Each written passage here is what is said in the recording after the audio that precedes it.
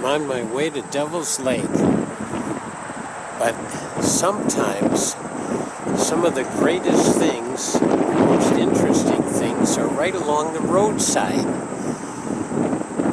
Flowers, animals, and rocks. So I'm standing level, but look at these rocks, how they're all slanting up. This is an amazing demonstration of how somewhere, sometime along 1.5 billion years ago, the Baraboo Bluffs were pushing up. So if I was standing here along with 1.5 billion years ago, I might have been in water. This might have been ocean bottoms, and the tectonic plates were shifting, and the earth would be moving and having earthquakes just like that. And this might have been sand at that point. The Baraboo Bluffs are metamorphic rock. At one point they were sand and sandstone, and then now they're quartzite, much harder. There's a scale of hardness of rocks called the Mohs scale, and it goes from 1 to 10, 1 being like talc, very soft. Sandstone would maybe be 2 or 3, something like that. Diamond is 10, the hardest of the rocks, and Baraboo quartzite would probably be up there, maybe 7, 8, something like that. But it is hard. It put it in a stone polisher, and it smoothens out and gets kind of shiny. It's a nice rock to do that. So here you can see how it's all been pushing up. And they say 1.5 billion, older than the Appalachians, older than the Rockies, but it had to be a process over many millions of years. This is the north entrance to Devil's Lake State Park. And this entryway is classic. It's got stone pillars on either side of the road here. Let's see if I can get them. Oh yeah, there we have it. And it's all tree covered, the road, rocks on either side, bushes and trees, darkness, and a winding road. The last couple times I've been here, we focused on the lake. Today we're going to focus on other aspects of Devil's Lake, especially the rocks and the bluffs and hiking. And also there's lots of trails along the Ice Age trail here. Follows the part of the Ice Age trail, which follows the glaciers, the edge of the glaciers. As we're entering the park itself, the nature center is along the way, and usually you have to make reservations. Sometimes it's open. It's best to check. Inside is very interesting. It gives a history of the lake here and the park, and it also lots of animals and reptiles and amphibians and animal remnants and all kinds, and fish, all kinds of interesting things inside there. A little area outside here to meet, to gather, social distancing.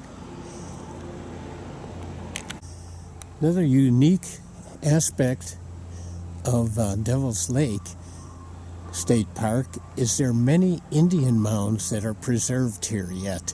Some are up here near the nature center, some are down just away from the beach, some are across the railroad tracks. We'll see a couple of them. Here's a little plaque about the mounds. I can read it. A group of Native Americans, native effigy mound builders, approximately 1,000 years ago, arranged dirt into three kinds of mounds. Those in the forms of animals, such as the lynx mound to the left of the sign. Those in the shape of cones or half circles, such as the mounds to the right of the sign, and those which look like ridges, the linear type. These people probably held ceremonies and rites by the mounds. There's one in front of me now, the lynx mound. It's really hard to tell. There is a raising of the earth here. Early in the spring, before the growth, it's easier to see the shape of these mounds. Right now, it hasn't been cut around it. Maybe the lower ones, where we'll pass later, will be cut around it. They usually don't cut the plants and flowers on the mounds themselves. They don't want people walking on the mounds. When we were at Hemlock Draw, I did find some white turtle head flowers. And here at Devil's Lake are some pink turtle head flowers. Wow, they are great. We're down closer to the lake right now. And we're by another mound. As you can see, the grass is cut around here, except for on the mound itself. And the plants are so high, it's really hard to tell that it's a mound. But again, in the springtime, it's much more obvious. And right now I'm noticing that the tree is starting to turn from greens to yellow there. It's just a beautiful fall day in the 50s and sunny. So we're going to be climbing the bluffs, looking at rocks and plants. And there's so much more to Devil's Lake. There's the lake and the bluffs, the hikes, the prairies, the woods, the Ice Age Trail. So much here. It's a huge park. And the steps and the buildings were built, I believe, during the Depression, when people were out of work and the government made jobs like this for them. The trail we're going on is called the East Bluff Trail.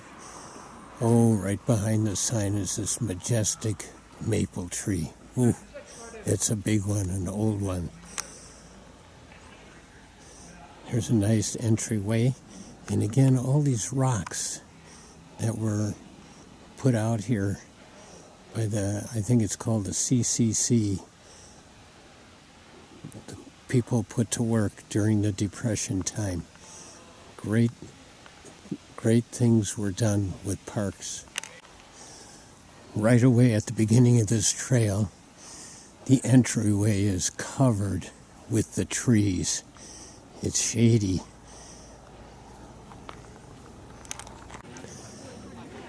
I often notice the understory of woods. And here, I don't see a lot of the big invasives, the buckthorn and autumn olive or honeysuckle, but I am seeing garlic mustard, the remnants of garlic mustard here. So it has been invaded by that invasive, and I can see it quite a bit around in here. We've come to a fork in the road. The one that we're looking at right now stays down low, goes along a creek. The one we're going to take goes up into the bluff. Lots of big steps here in the beginning. And again, very wooded. Can you imagine bringing these rocks and all this asphalt, making all these trails? What a lot of work. As we're heading up the trail, the rock outcroppings are right next to us, and they're impressive. The lake is down below there. The plants will change from the lower level down there to what we're up here. There will be some plants that are different because it's 600 feet difference here. And that makes a difference to some plants. The rocks are getting closer. The steps are getting steeper. And the rocks are getting bigger as we're going up. We're getting up quite a ways. Here's a nice lookout. The human history of the lake is also very interesting, besides the geologic history. There used to be trains that would come up here, and there still is a train, but it would be with people, loaded with people on the weekends from Chicago. And there used to be hotels here, and big slides by the beach, and paddle wheels that would go up and around the lake. It was amazing, at least from what I read. I wasn't around at the time. We're coming to a cave, and also a rock that's conglomerate here. We'll get up a little closer to it. Now, if you look at one level here, you can see rounded rocks that are in the quartzite. So that indicates that at some point there was, these big rocks were formed, and then there was water and some loose rocks in the sand, and then the sand eventually turned into sandstone around these rocks and formed this conglomerate, the Baraboo quartzite with other rocks in it. Oh, look at this ledge here. Oh, this is amazing.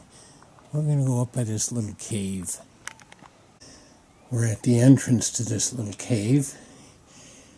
We're going to try and go in a little bit.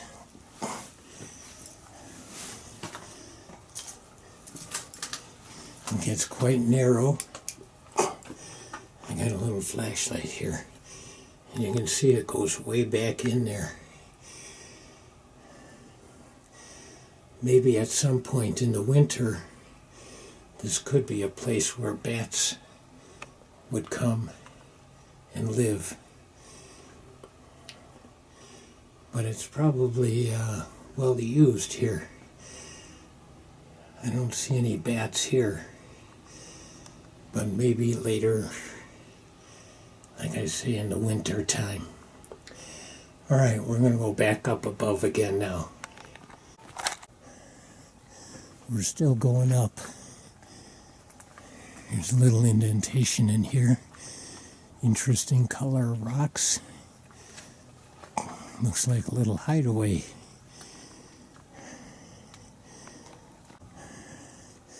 Steps here are also lined with rocks now. That's a little different. And this one, you can see some striations, maybe some lines. That's from when the early glaciers would go over the rock before it was a step, and it would scrape, make lines in the rocks. We're getting up pretty high.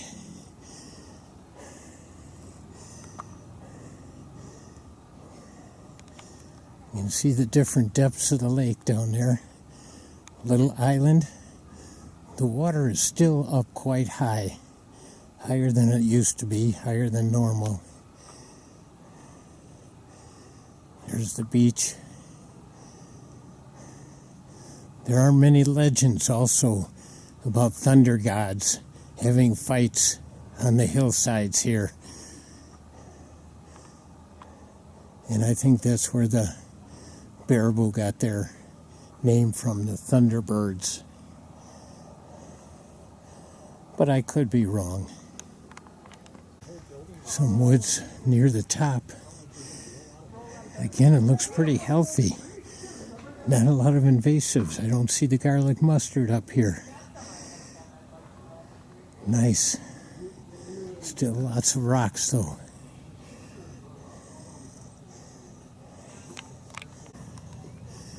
Here's an interesting rock. Looks like it could be a pedestal for somebody to stand on as a human trophy.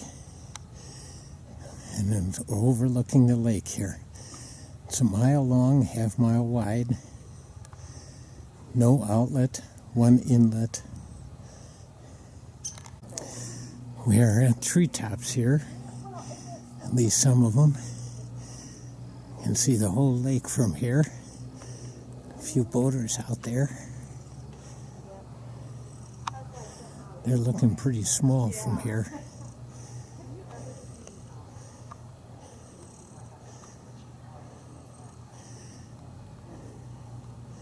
Every once in a while there is a rock slide here.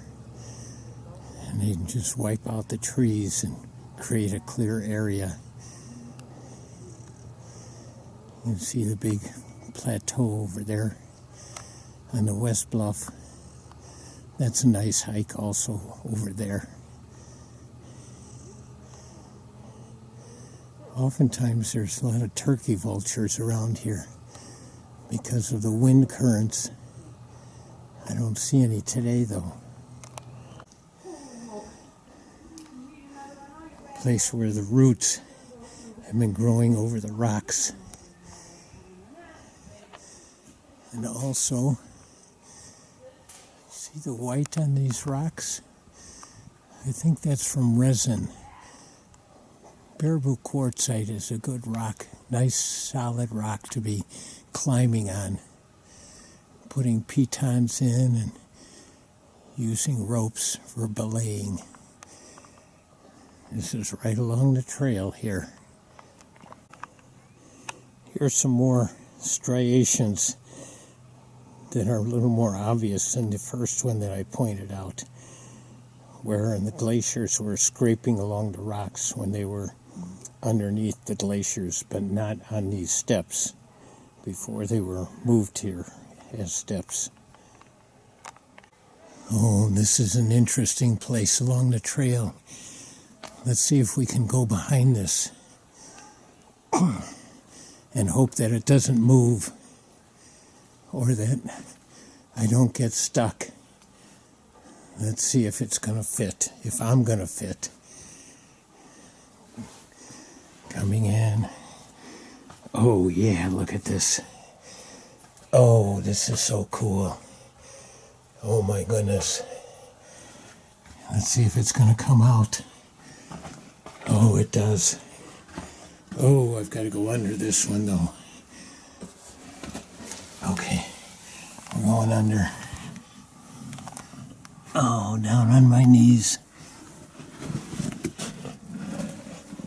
Crawling. Crawling. Oh yeah. I made it through. Come out the other side here. Oh, what an awesome little place. What big rocks. And little white from resin from climbing on it. Oh, this is great. I'm always amazed at how nature can survive. Look at that tree. Just wedged in between the rocks, growing around the rocks, and the ferns on the rocks. What a majestic tree it is.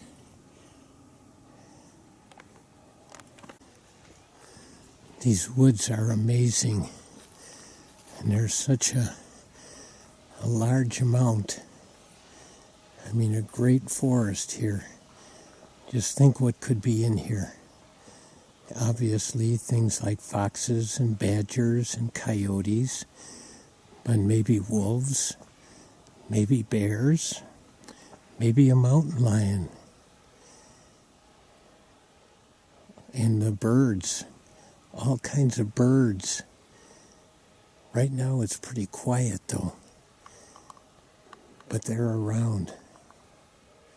And insects, amphibians, snakes. Let's see, more interesting rocks. How unusual, huh? Oh, it's great.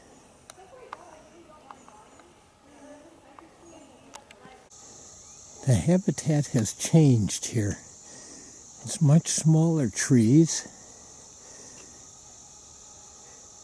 and understory still looks pretty healthy. Some small oaks growing up, but it's very different feel, this section of the trail.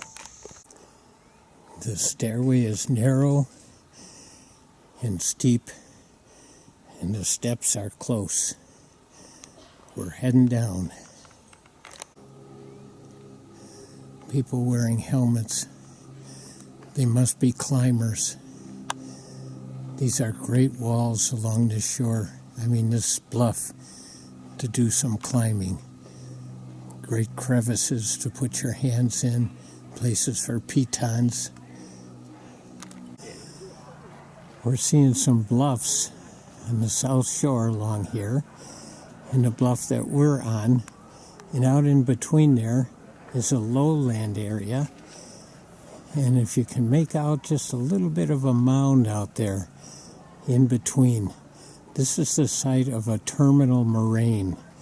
So the glaciers came down and were coming between these bluffs, and as they came between here, the sun would also melt them, so they would push forward and then melt and push forward and melt, and left a lot of debris there.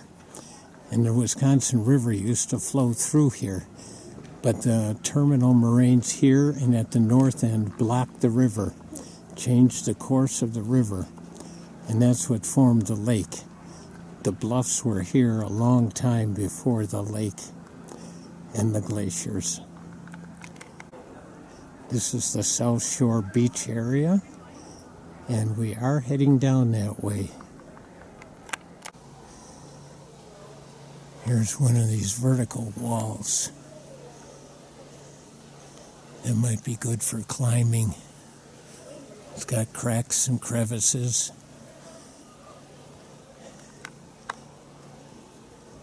White spots where the resin was used to hold on. All along here. Nice hard rock for climbing. This is a great rock for just relaxing on, and for a Kodak moment also. We're finally at the bottom.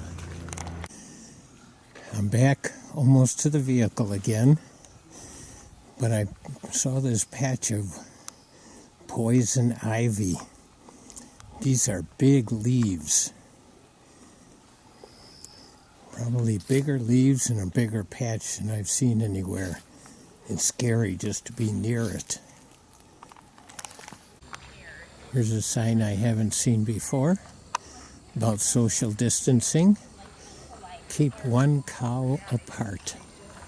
Thank you. There's a plaque about a linear mound. Just a straight mound. 50 generations ago, worked dirt into the three kinds of the mounds. And this is a linear type. Again, it's hard to see the mound itself because the plants are all grown up around it.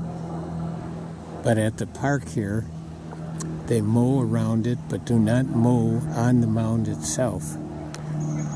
This is right now, we are near the beach area, just up from the beach. We're standing under a tree here, obviously, but it's a hickory nut tree. can tell by the leaves.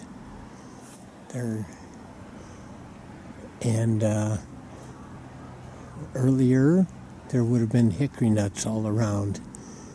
Great for the squirrels. And maybe rabbits, I don't know. And maybe deer. But there are quite a few hickory nut trees right here up from the shoreline, up from the lake. I said something about knowing the leaf. The hickory leaf is actually 5 leaflets. 1, 2, 3, 4, 5 on one stem here. Well, here. So this comes off as one leaf. Well, this one's only got 4 leaflets to it, attached to it, but usually they have 5. And that makes a hickory, at least this kind of a hickory tree. Here's another Indian mound up from the water, up in the beach area. And this one, let's see, is a panther. But again, it's cut around it, and you can't really see the mound itself here. But in the spring, it's better. And there are other Indian mounds in this same area. So this is a good spot to see some Indian mounds. An interesting thing they have here is a bat condo or a bat hotel, whatever you'd like to call it. It's for bats. So it doesn't have any nice little round holes, just slits underneath here. And the reason they do this, well, one of the reasons, because bats are having problems now. There's a white nose syndrome that goes around for bats, and it kills them. So, and bats eat thousands of mosquitoes, and bats are mammals. There are only flying mammals. So they're really a good thing to have around. So if you've got them in your attic, be thankful and be grateful and treasure them. How about that, huh? When you come to Devil's Lake, if you stay here long enough, chances are you might hear or see a train come by. And that doesn't seem maybe extraordinary to most of us, but for some kids, they've never been close to a train. And it's huge, and it's loud, and it's intimidating. And you can look at these tracks and know that they are used because they're shiny. And tracks that are not used, they will be rusty.